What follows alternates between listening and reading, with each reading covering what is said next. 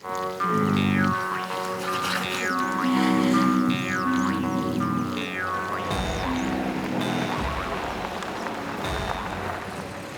expedition in Mongolia.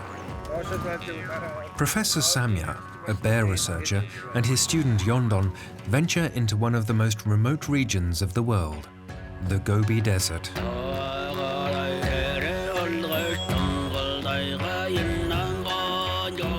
A world that's breathtakingly beautiful, yet extremely hostile.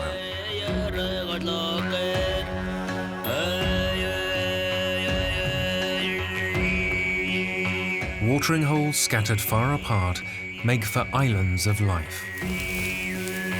The biologists are on the trail of the desert's most mysterious inhabitant. Flattened grass and paw prints from last night. Professor Samya and Yondon are right on its heels, and its droppings are still fresh. They are on the trail of the Gobi bear. Very few people have ever seen one. Some say it's only a myth, but photo traps provide the proof. The legendary desert bears do actually exist.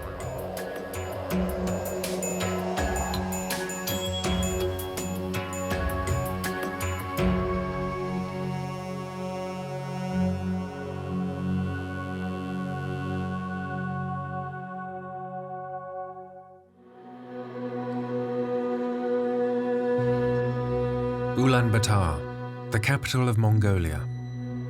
An up-and-coming metropolis in the steppe. The expedition starts out from the National University.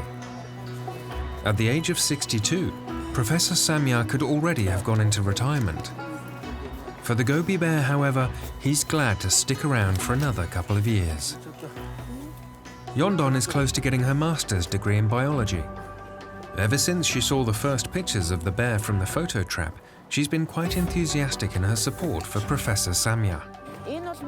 For the Mongolians, the Gobi bear is something that's very special, one of the last great wild animals of the desert, and it can only be found here. It's kind of a national symbol. That's why we're calling for the protection of the Gobi bear, to make sure it doesn't die out.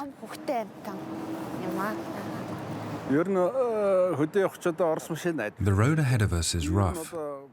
We could also drive out with fancy Japanese jeeps, with air conditioning and all the bells and whistles. But if they get stranded in the desert, we'll have a real problem. Our Russian jeeps are robust workhorses. They don't have superfluous electronics. If they break down, even a nomad could repair them.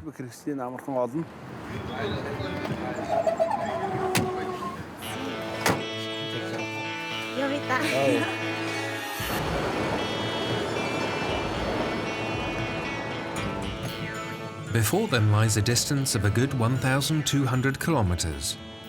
There's only asphalt on the roads for the first day.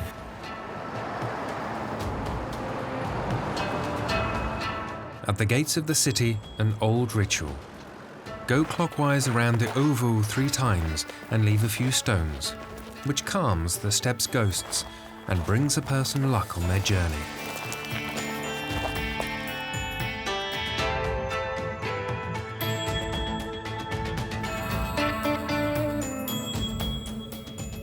We continue through the steppe, home of the nomads.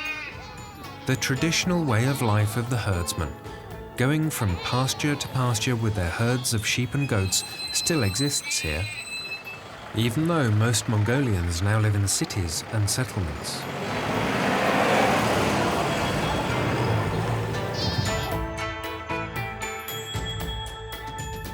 After leaving the capital, the route heads to the foothills of the Altai Mountains first, and then takes a turn towards the desert. The refuge of the last Gobi bears is located just before the Chinese border. If all goes well, it will take 4 days to arrive at their destination.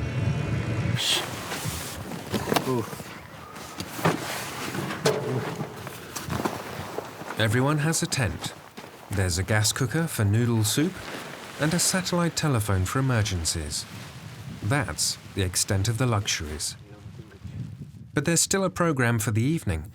Up in the region of the bears, a doctoral student has been monitoring a dozen photo traps for several weeks, and the first snapshots have arrived.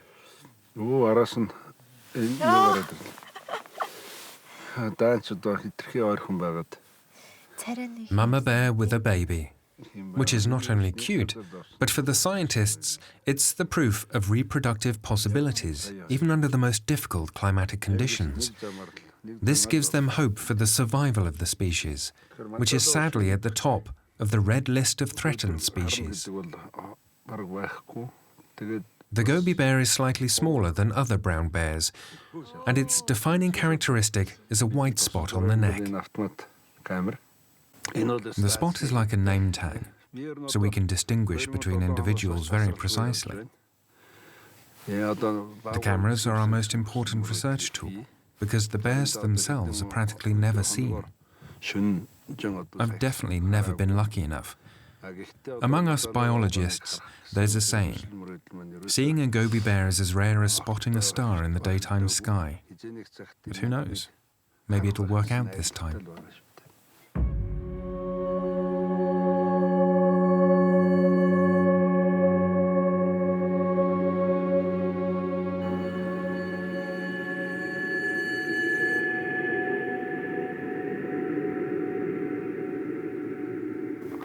The next morning, Professor Samia has discovered a nest in the rock face.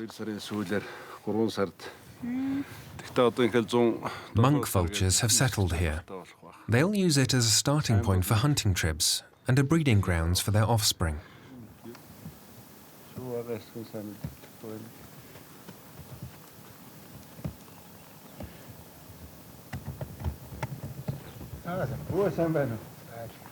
The scientists' car and tents didn't go undetected by the nomads for very long.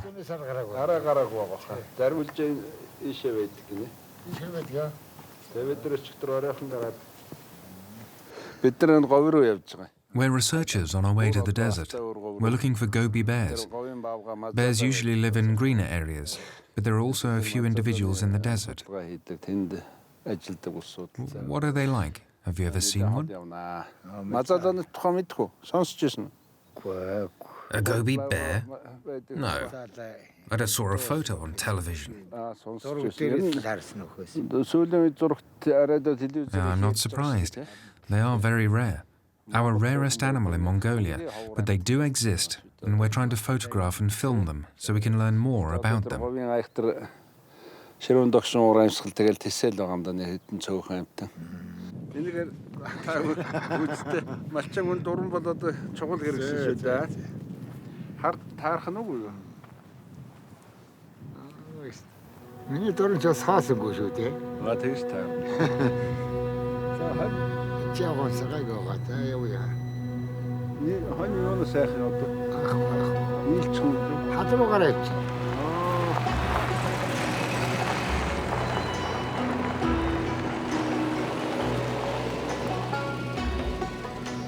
For Professor Samia and Yondon, it's now time to continue out over the bumpy steppes to the Gobi. At the same time, the flying garbage collection is going about its daily work. In Mongolia, there's some 3 million people, but 25 million livestock animals, so there's no shortage of food for scavengers.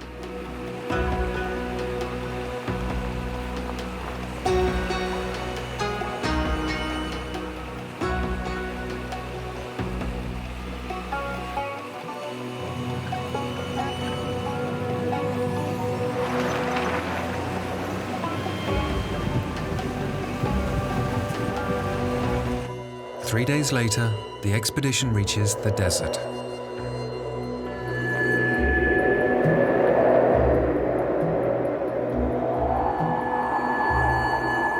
Extreme heat in the day, and at night it's often ice cold. Not to mention the sudden sandstorms. Here, the Gobi is an almost endless plain of gravel, occasionally interrupted by sand dunes and bounded by bare mountains. When I came here for the first time, I thought not a single blade of grass could grow here. Everything is dead. But that's not true. There are so many green spots. There are watering holes, and if you look closely, there are animals as well. It fascinates me. After all, the Gobi is a huge habitat, and not just a frying pan.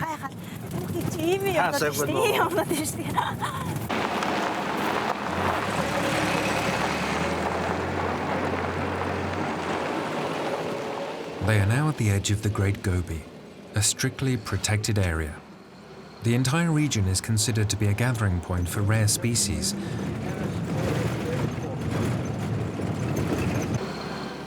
But at first glance, nothing can be seen except wasteland, and nothing can be felt except heat.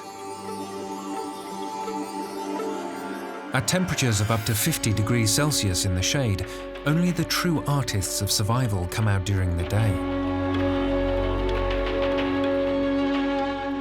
With well-insulated footpads and sufficient fat reserves, the rare wild camels are on the move.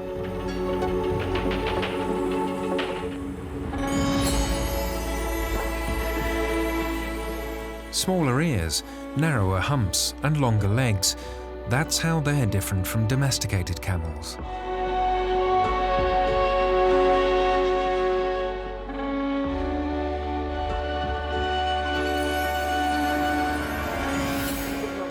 But in the fight for water, the wild animals of the Gobi have rivals. The desert nomads are specialized in adapting to inhospitable environments.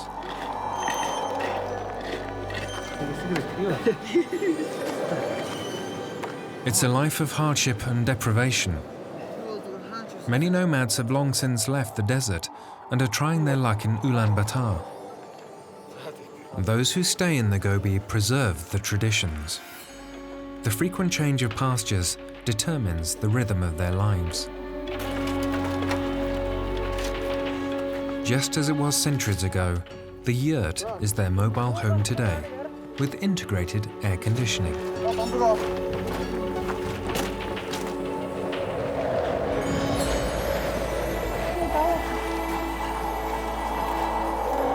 The multi-layered felt and cotton tent walls resist the heat in summer and the cold in winter.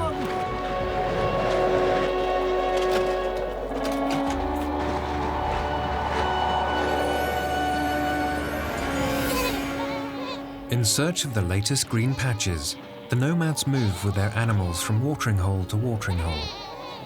But springs that are occupied by sheep or goats cannot be used by wild animals. A fatal, cutthroat competition.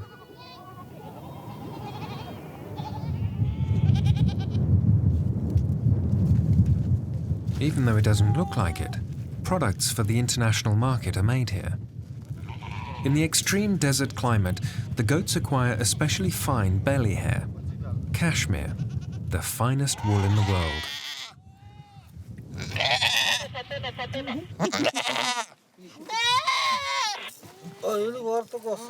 Sugh Dalai is a goat herd, like his father and his grandfather before him. Now in spring, it's time to comb out the fluff.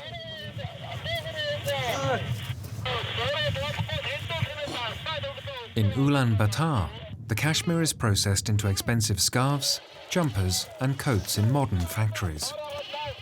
The only real top export of Mongolia. The cashmere goats secure a modest level of prosperity for the desert nomads.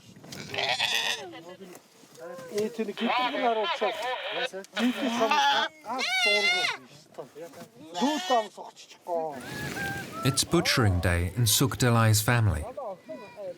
The goats have nothing to fear. As wool suppliers, they're too valuable for the cooking pot.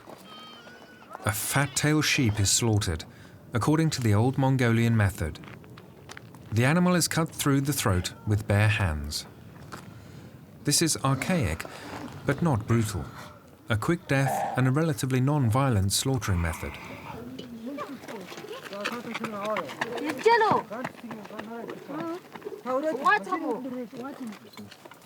Sugh Dalai and his mother-in-law, Naranchimeg, are proud desert nomads. Tales of the Gobi bears are part of their everyday life in the yurt.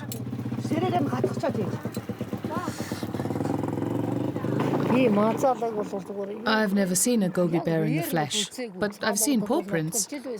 That was over at the spring, but it was a while ago. My grandmother told me that she saw the bears a few times when she was small, and there are people who say that its bile has healing powers. I believe it was used for natural medicine, right? But I don't know if that's true.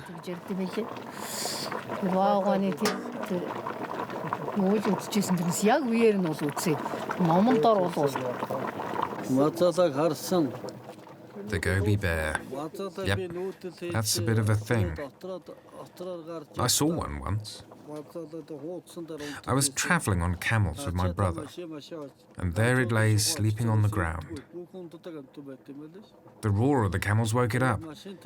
It raised its giant head, took a look at us, and then ran away. The scientists say that they're threatened with extinction. Personally, I think that the Gobi bears run too slowly to catch their prey. They do have those really short bow legs. On TV, they said that they also eat roots in the desert here. But I can hardly imagine that a bear is fully sated with those. In the nomad stories, eyewitness reports are mixed up with legends. City dwellers laughed at the reports of the Gobi bear for a long time as a made-up ghost from the yurts. It was the Mongolian yeti, a creature of fable, and definitely not a real animal.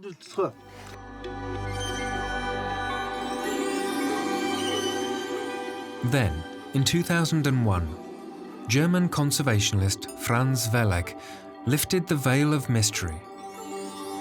His recordings on film were the first proof that there really are bears living in the desert. Russian botanists had already reported on a Gobi bear at the end of the 19th century. At that time, however, there was a theory that it could be a bear that ran away from a Chinese circus. Or maybe it was a yeti, a creature of fable between a human and an animal.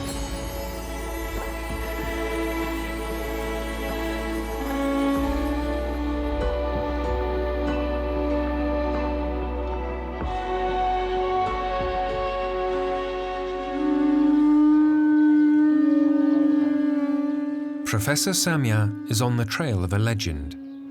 In the Gandan monastery, even as a rational scientist who grew up under socialism, he respects the Buddhist traditions. It took a long time before the monks granted him access to the old monastic library, a treasure of faith and knowledge. Hundreds of valuable manuscripts are stored here. Among them is one of particular interest to the professor. The Old Tibetan Handbook of Central Asian Medicinal Plants and Animals. The book lists hundreds of plants and animals that can still be found in Mongolia. A work of science, not a spiritual treatise. And yet suddenly a yeti emerges. The Mongols call it Hungurus or Almas.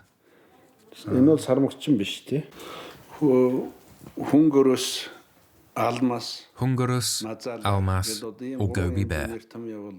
In the end, those are three names for the same creature. I mean, the desert bear was already so rare in ancient times that no one really knew if it existed or not. And so the reports of a bear sighting were rephrased as legends. The artist got it about right. A standing Gobi bear doesn't look much different. For me, that's not a hybrid creature of man and animal. Rather, it's quite clearly the Gobi bear, as the monk put it to paper with some imagination.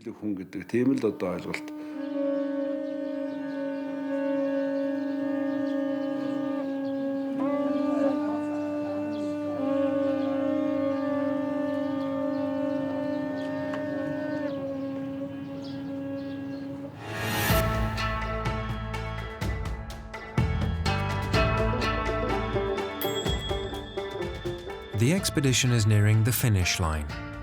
Arrival in the Tsagan Bogd Gobi Mountains, home of the last Gobi bears.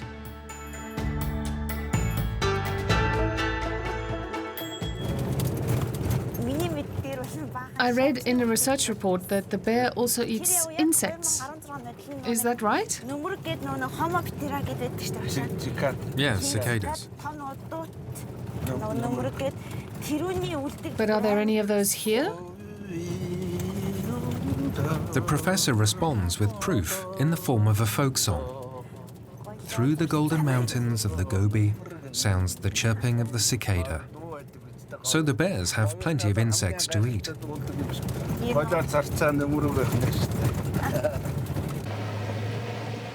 After 4 days, their destination has finally been reached. Arrival at 1,700 meters of altitude.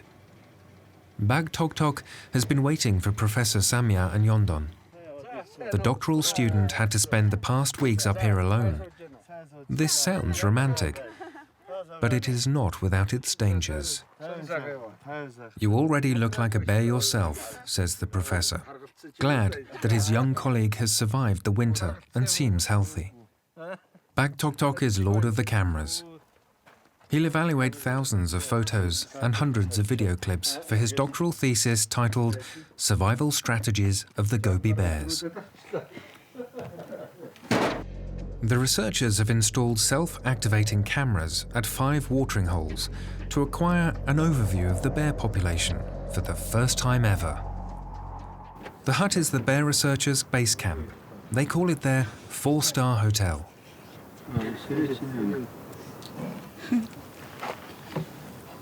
The cameras get the majority of their work done at night, for at night, the Gobi is alive. When the temperatures drop to a tolerable level, the animals venture to the watering holes. A kulan. Decades ago, huge herds of wild donkeys roamed through Central Asia. Today, they are a rarity.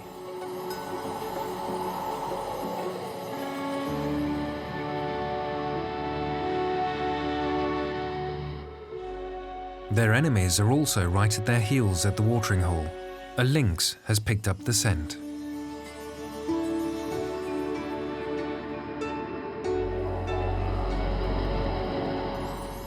And then the king of the desert animals appears, the Gobi bear. An adolescent male on the prowl, one of the last of its kind.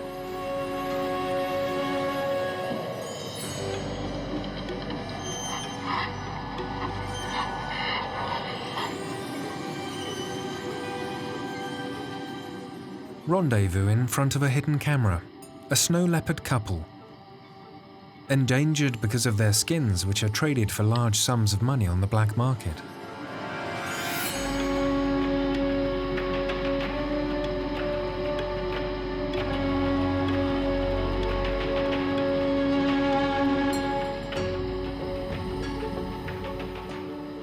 Researchers call the Gobi bear an umbrella species. When its habitat is protected, other rare desert inhabitants also have a chance of survival. Working with the cameras is tedious. The watering holes are large distances apart and often located in hard-to-reach valleys. The professor has turned over these motorcycle tours to his younger colleagues.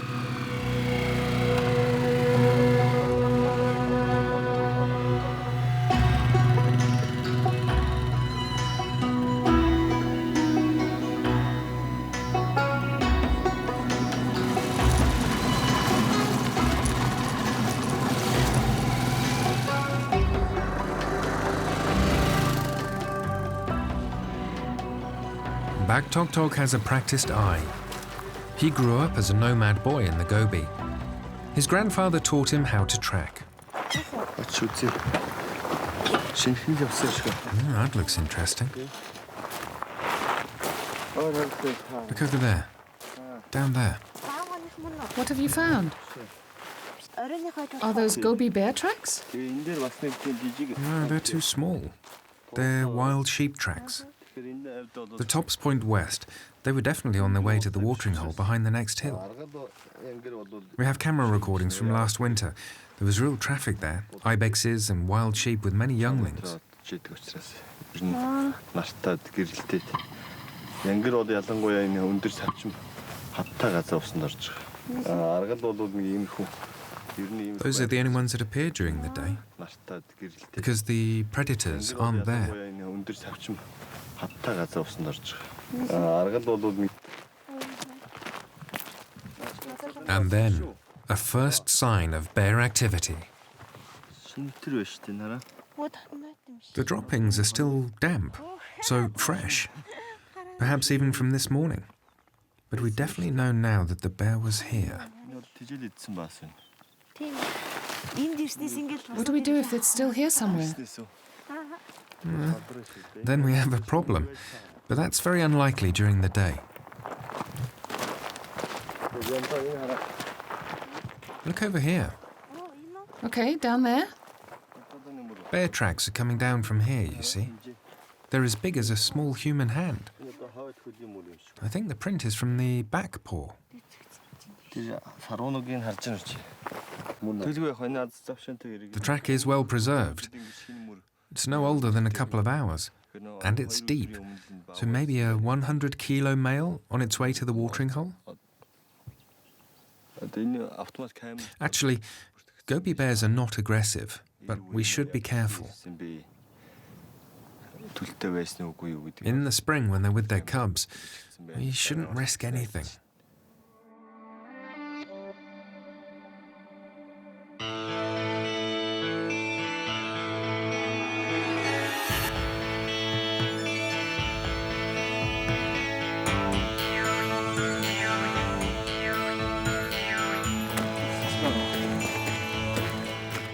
After a brisk march through the mountains, arrival at the photo trap. The camera is positioned so that there aren't too many plants in the picture, because even the smallest movement of a blade of grass can trigger the shutter. Often, there are hundreds of empty shots on the cards. Researching bears through cameras is a game of patience. Oh,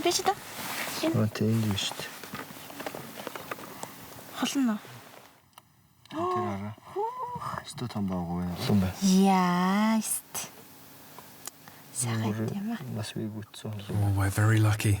There really is one here, maybe two. This looks like a fully grown male, well fed.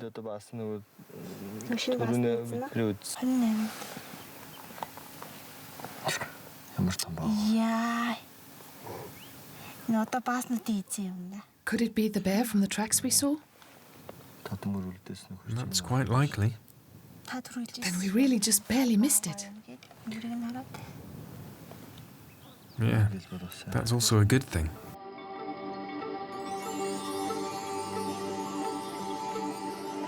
The recordings are invaluable for the researchers. They can observe individual animals for years, determine the population, draw up movement and behavior patterns. For the first time, they've let the cameras run over winter, with some surprises.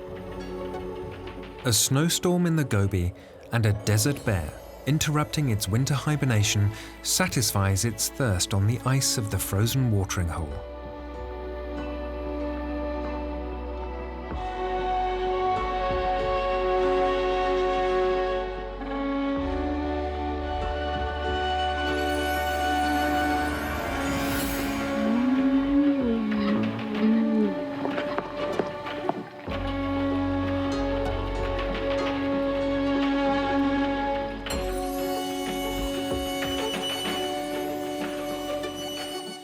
Laboratory analyses of the dung have shown that the Gobi bear is almost a vegetarian. It feeds mostly on berries and dug-up roots. But the Gobi's sparse vegetation can only feed a very small population.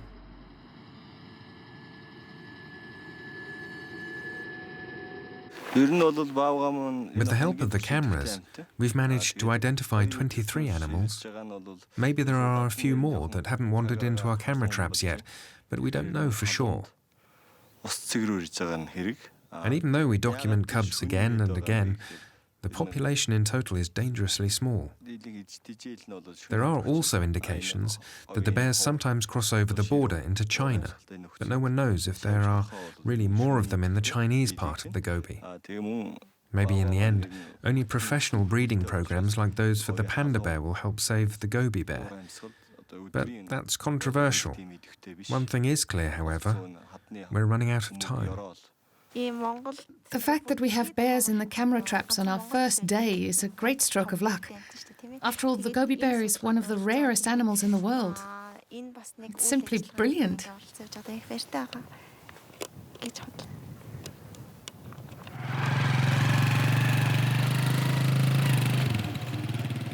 For Yondon and Bagtoktok, it was a successful tour to the camera traps. The recordings prove that the bears have survived the winter. Back at base camp, a little evening assignment is waiting for Yondon. Professor Samya wants to set down traps, not for Gobi bears, but for mice. They make up part of the bears' food supply, and therefore it's important to have an overview of the population.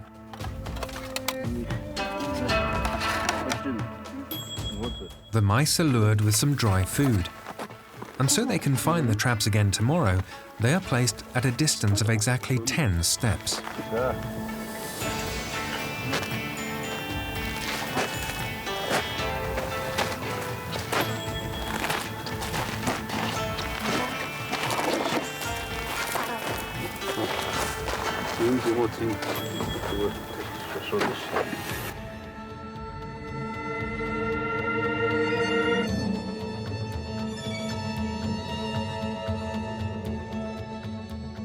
Bear research in the isolated mountains of the Gobi, something that can only be accomplished by a well-coordinated team and researchers with quite a bit of idealism.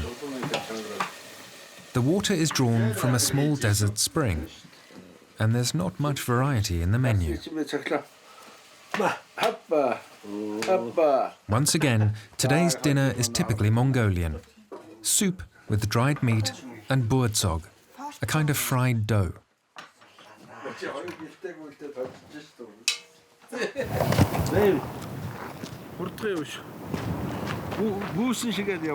The next morning we check out the mouse traps. The fact that bears catch rodents may sound surprising, but the Gobi bear has a simple survival strategy. It eats whatever it can find. And desert mice are an important source of fat and energy in their largely vegetarian diet. A yellow-tailed Mongolian gerbil, a typical domestic animal that shows up in children's rooms around Europe. The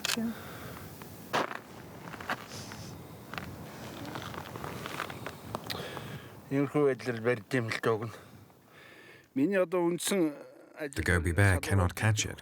It's too fast.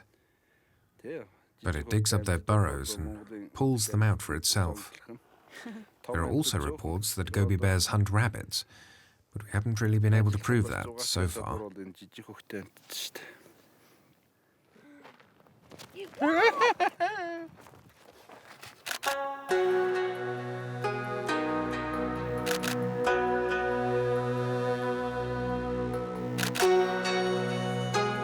Searching for food and water is the main daily occupation for the Gobi bear and poses a real challenge.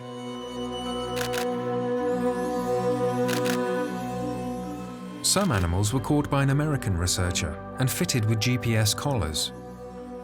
This allowed them to find out that the Gobi bear travels huge distances at night, searching for food and water. It's the mammal with the longest treks.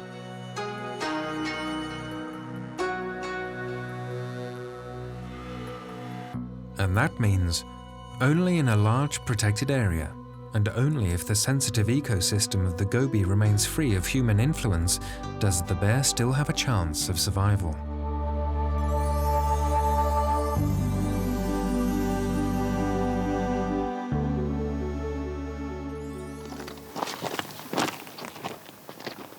How a brown bear can manage to find enough food in the desert at all remained a mystery for a long time.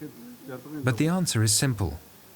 Due to a lack of animal food, it has largely converted to vegetarian food. And its favorite thing to eat is the largest edible desert plant.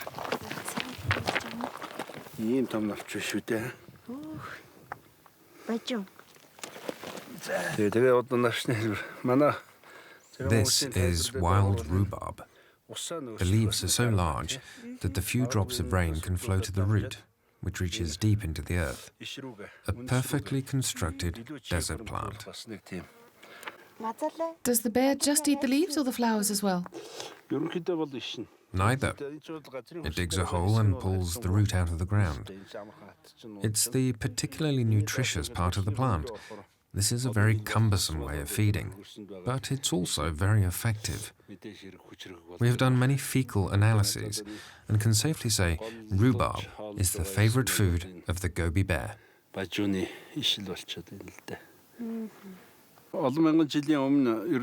It lived here 1,000 years ago when the area was still a humid savanna. We say it's a relic from that time. And it has adapted itself perfectly to the changes in its environment. It's slightly smaller and lighter, but also more resilient than other brown bears. But we cannot say what will happen if climate change continues so rapidly. The lack of water has intensified over the past few years. Many springs in the Gobi have dried up. But the direct influences of man are even more threatening.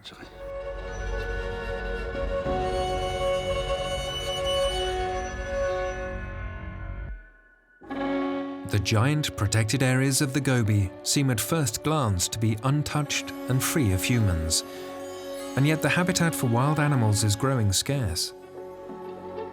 Whether or not the last desert bears in the world will survive will ultimately be decided by human behavior.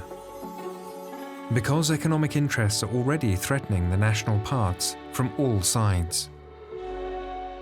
There are the gold, copper, and coal mines on the border with China, which consume a lot of water. On top of that, the road and railway projects, as well as the nomads with their herds of goats that are very close to the protected areas. The population of Kashmir goats has exploded in recent years because their wool ensures a decent livelihood for their owners. And the last watering holes are occupied by these herds. Every morning, there is a traffic jam. Zuk Dalai is only allowed to go with his goats to the sparse watering hole for 15 minutes every day.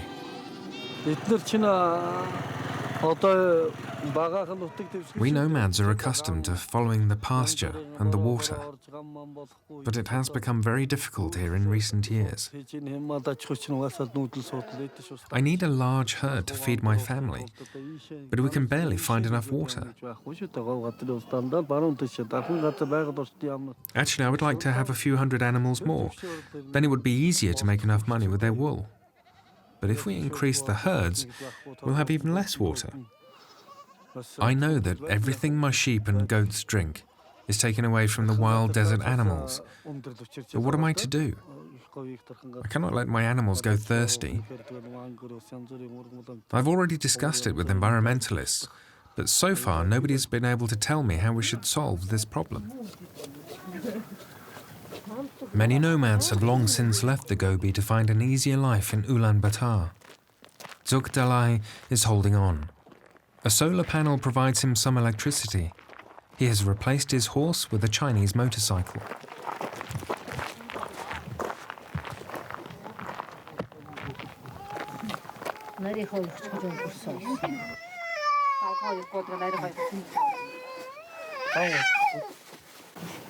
The family is sticking together across generations. His daughter has just gotten a mobile phone, so she can finally stay in touch with her fiancé, who lives 50 kilometers away.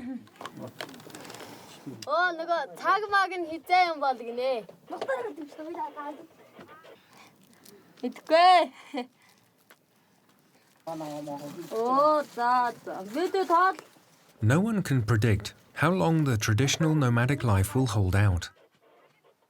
The Mongolian state has tried to bring some kinds of progress to the cattle herders to stop migration out of the desert.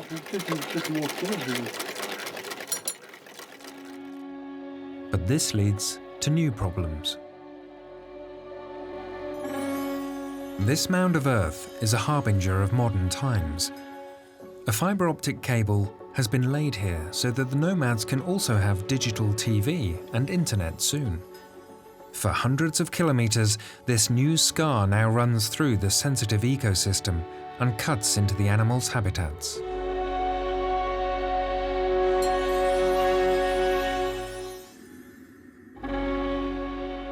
Kulan researchers have found that wild donkeys are extremely sensitive to any disturbance of their walking routes. Roads and railroad tracks are insurmountable obstacles for them.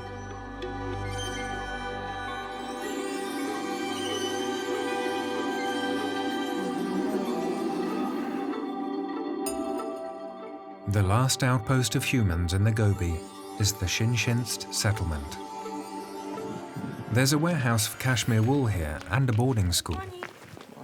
Most nomad children live here for several months a year and only spend the summer with their families in the yurts.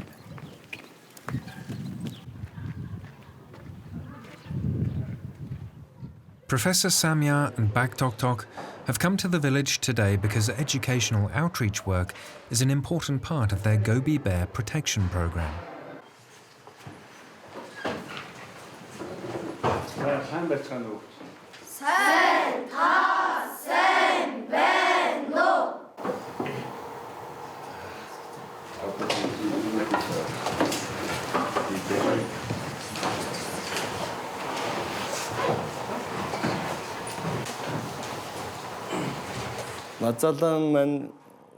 You've probably never seen a bear before, but I'm going to show you some today. They're really heavy. They weigh up to 120 kilos. First, do you know where the bears live? With us. Yes, exactly. They spend the winter in caves. The babies are born at the end of March, and after a few weeks, the mum and her child go out together. Mother bear is very careful with her cubs, just like your mothers take care of you. Do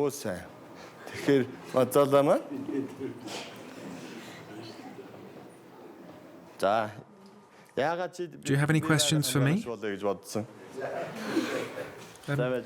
Teacher, how old can a Gobi bear get? Not as old as us human beings. It lives only about 20 years.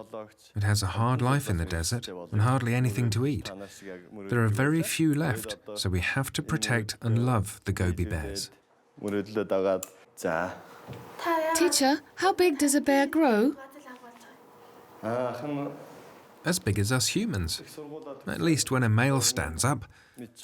Colleagues of mine have measured some Gobi bears. Those were between 1.47 meters and 1.60 meters long. The females are somewhat smaller. If you look closely, you can see that their fur is light brown. Other brown bears are darker. So the Gobi bear is something quite unique in the world. And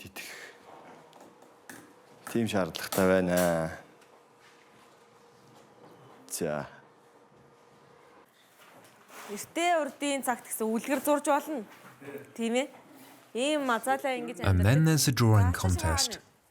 The assignment: draw the Gobi bears and what threatens them. The children already know a lot about the bear, and also that poachers lie in wait for it.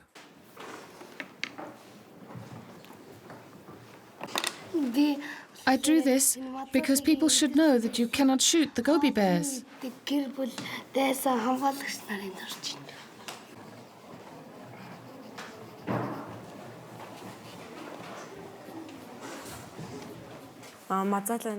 This is not about the Gobi bears, it's about the children learning to value nature. So many young people have moved from the country to the city. I believe that only when the children realize that they have the chance to live in a unique and beautiful environment, and that that is quite valuable, will we have a chance to preserve the traditional nomadic life.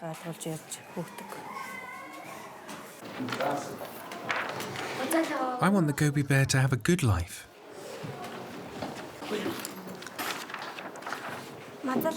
I want it to always find enough to eat. The Gobi bear family should multiply.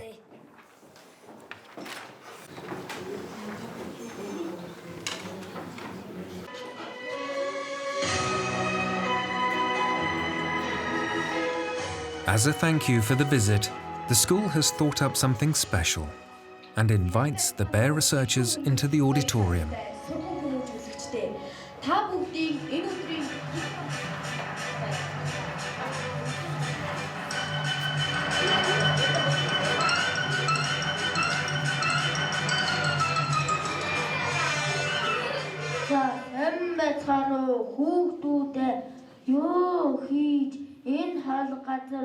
A puppet play with a message. The yak warns the other animals about the evil wolf that wants to kidnap the Gobi bears and sell them to a circus in China. We mustn't allow this. Help the Gobi bear so that it stays in Mongolia. Of course, the play has a happy ending, and for the finale, the song of the Gobi bear is sung.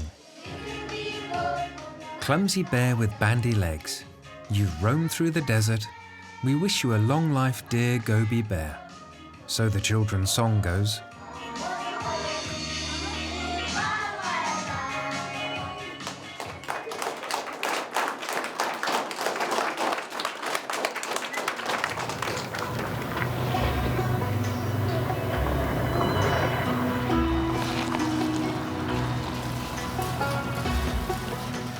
It's the final day of the expedition. Professor Samya and Yondon make an attempt to get even closer to the Gobi bears. The camera recordings from the last few days show that it's been appearing regularly at this watering hole.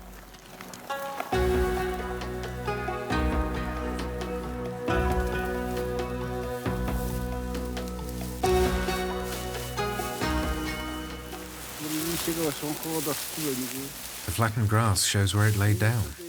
A path also leads from the mountains down here. This seems to be one of its favourite places. There's water, insects, and it's shady. And we know that it's hibernated here before.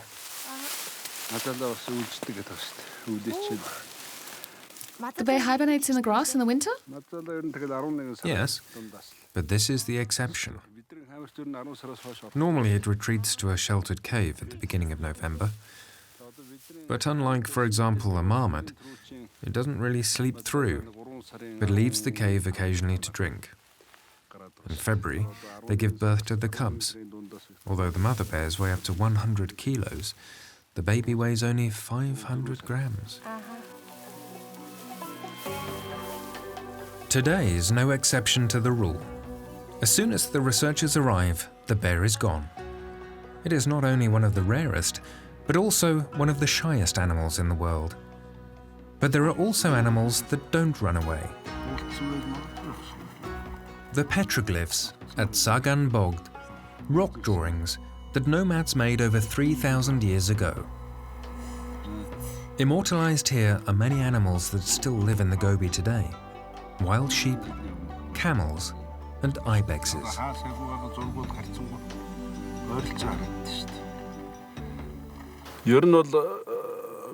This is a wonderful historical document, a mirror of that time. The drawings tell us that humans lived as hunters in the Gobi back then, and that there was a rich variety of animals. Only one animal is missing. That is the Gobi bear. Apparently, it was already so shy back then that humans didn't get to see it. One can say it's remained true to itself. It was already rare at that time, and it is even rarer today.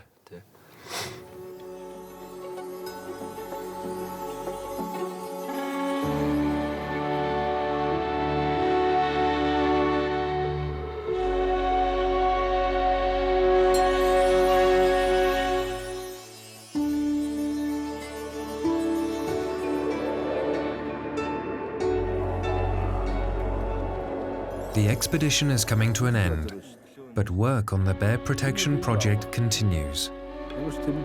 When they are back in Ulaanbaatar, Professor Samya, Baktoktok, and Yondon will evaluate the recordings from the camera traps.